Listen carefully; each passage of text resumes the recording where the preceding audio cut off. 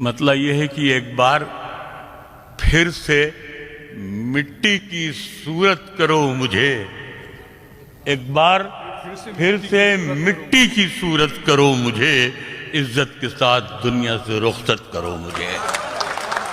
ایک بار پھر سے مٹی کی صورت کرو مجھے، عزت کے ساتھ دنیا سے رخصت کرو مجھے۔ ایک بار پھر سے مٹی کی صورت کرو مجھے، عزت کے ساتھ دنیا سے رخصت کرو مجھے۔ تم نے تو خود کہانی کو رنگین کر دیا، پانی نے کب کہا تھا کہ شربت کرو مجھے؟ تم نے تو خود کہانی کو رنگین کر دیا، پانی نے کب کہا تھا کہ شربت کرو مجھے۔ اور جاوید بھائی یہ شعر آپ کی نظر ہے کہ جنت پکارتی ہے کہ میں ہوں تیرے لیے، جنت پکارتی ہے کہ میں ہوں تیرے لیے، دنیا گلے پڑی ہے کہ جنت کرو مجھے، دنیا گلے پڑی ہے کہ جنت کرو مجھے، جنت پکارتی ہے کہ میں ہوں تیرے لیے، دنیا گلے پڑی ہے کہ جنت کرو مجھے۔ میری مٹھی سے یہ بالو سرک جانے کو کہتی ہے، میری مٹھی سے یہ بالو سرک جانے کو کہتی ہے کہ اب یہ زندگی مجھ سے بھی تھک جانے کو کہتی ہے، میری مٹھی سے یہ بالو سرک جانے کو کہتی ہے کہ اب یہ زندگی مجھ سے بھی تھک جانے کو کہتی ہے۔ جسے ہم اوڑھ کر نکلے تھے آغاز جوانی میں، جسے ہم اوڑھ کر نکلے تھے آغاز جوانی میں، وہ چادر زندگی کی اب مسک جانے کو کہتی ہے، وہ چادر زندگی کی اب مسک جانے کو کہتی ہے۔ جسے ہم اوڑھ کر نکلے تھے آغاز جوانی میں، وہ چادر زندگی کی اب مسک جانے کو کہتی ہے۔ اور کہانی کیا سنائے زندگی کی اہل محفل کو، کہانی کیا سنائے زندگی کی اہل محفل کو، شکر گھلتی نہیں اور کھیر پک جانے کو کہتی ہے۔ کہانی کیا سنائے زندگی کی اہل محفل کو، شکر گھلتی نہیں اور کھیر پک جانے کو کہتی ہے۔ ایک شعر اس میں میں نے کہا تھا، میری پوتی ہے 4 ساڑھے 4 سال کی، میری جو حالت ہے وہ تو آپ دیکھ رہے ہیں، غزل کا شعر میں نے بنایا اسے کہ اب یہ زندگی مجھ سے بھی تھک جانے کو کہتی ہے۔ شعر یہ ہے کہ میں اپنی لڑکھڑاہٹ سے پریشان ہوں مگر پوتی، میں اپنی لڑکھڑاہٹ سے پریشان ہوں مگر پوتی، میری انگلی پکڑ کر دور تک جانے کو کہتی ہے۔ میں اپنی لڑکھڑاہٹ سے پریشان ہوں مگر پوتی، میں اپنی لڑکھڑاہٹ سے پریشان ہوں مگر پوتی، میری انگلی پکڑ کر دور تک جانے کو کہتی ہے۔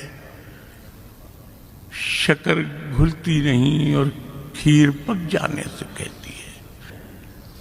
اب تک تو ہماری آنکھوں نے بس 2 ہی تماشے دیکھے ہیں، اب تک تو ہماری آنکھوں نے بس 2 ہی تماشے دیکھے ہیں، یا قوم کے رہبر گرتے ہیں یا لوگ سبھا گر جاتی ہے۔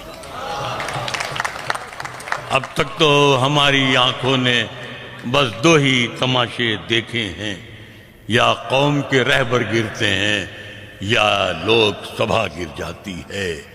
اور ہم جیسے تاریخ سننا چاہیے، ہاں، ہم جیسے فقیروں کی دنیا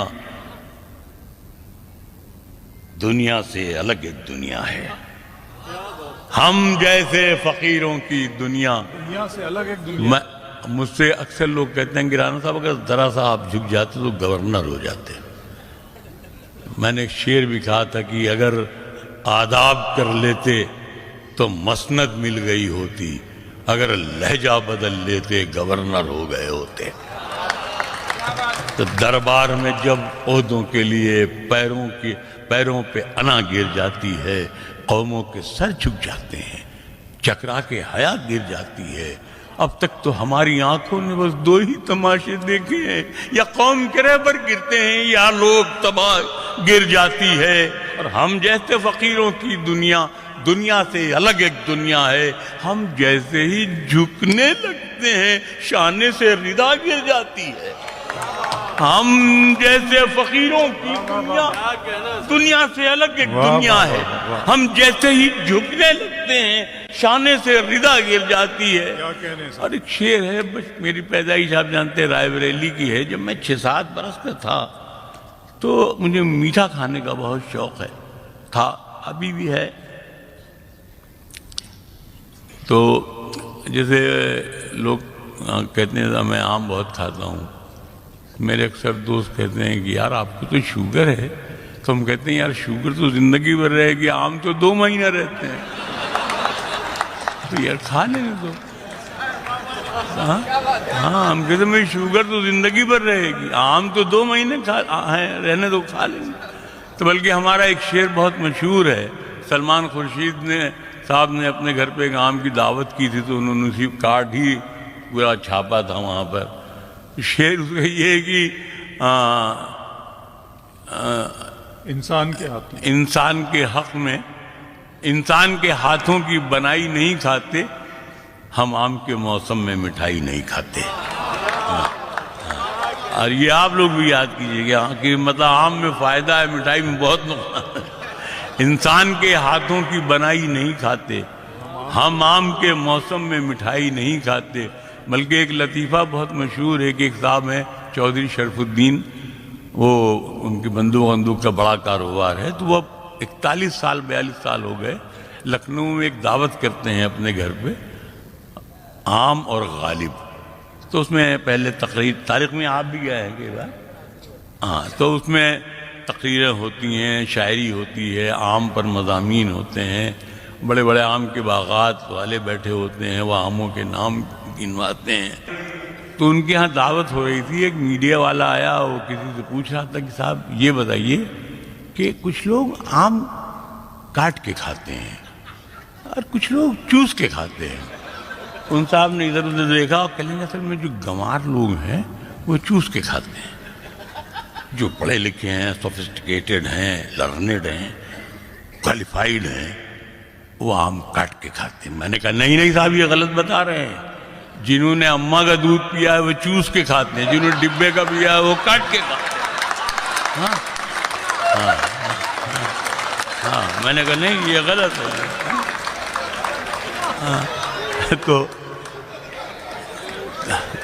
تو بہرحال ہم کہاں نکلے تھے، لیکن مطلب زندگی بھی کیسا ہمیں ہنسا دیتی ہے، ہمیں خود عجیب سا لگتا ہے کہ شگفتہ لوگ بھی ٹوٹے ہوئے ہوتے ہیں اندر سے، بہت روتے ہیں وہ جن کو لطیفے یاد رہتے ہیں۔ تو میں شعر سنا رہا تھا کہ دربار میں جب عہدوں کے لیے پیروں پہ انا گر جاتی ہے، تو اس میں ایک شعر، تو میں بتا رہا تھا کہ ایک وہاں پر صاحب تھے، تو ان کی کرانے کی دکان تھی، جیسے مودی کی دکان ہوتی ہے، تو بچپن میں اماں بھیجتی تھی پیسے لگے، 10 روپے میں پورا بورا بھر کے سامان آتا تھا، تو چینی سب لے کر کے آتے تھے، تو اس کے ہاں بورے کھلے رکھے رہتے تھے چینی کے، تو جب چلنے لگتے اس میں سے ہم مٹھی بھر کے بھاگتے تھے، تو کچھ شکر تو بھاگنے میں گرتی، کچھ اس کا نوکر دوڑاتا تو اس میں گر جاتی، ایک آدھ تھپڑ مارتا اس میں گر جاتی۔ اس کے بعد میں جتنی بچی ہوتی تو میں پھانک لیتا۔ میرے گھر پہنچنے سے پہلے اماں کو معلوم ہو جاتا کہ چوری کرنے لگے ہیں صاحبزادے، پھر وہاں جا کے میں اماں کی مار کھاتا۔ تو غرض یہ کہ جتنی میں نے مار کھائی اتنی شکر تو مجھے کبھی نہیں ملی، یہ نصیب رہا۔ تو اب شعر سنیں صاحب آپ، مطلب اس ہنستے ہوئے مضمون کو میں نے آنسوؤں سے کیسا میں نے بنا ہے، آپ دیکھیں۔ پہلے بچپن میں دربار میں جب عہدوں کے لیے پیروں پہ انا گر جاتی ہے، قوموں کے سر جھک جاتے ہیں، چکرا کے حیا گر جاتی ہے، اب تک تو ہماری آنکھوں نے بس 2 ہی تماشے دیکھے ہیں، شعر یہ ہے کہ پہلے بھی ہتھیلی چھوٹی تھی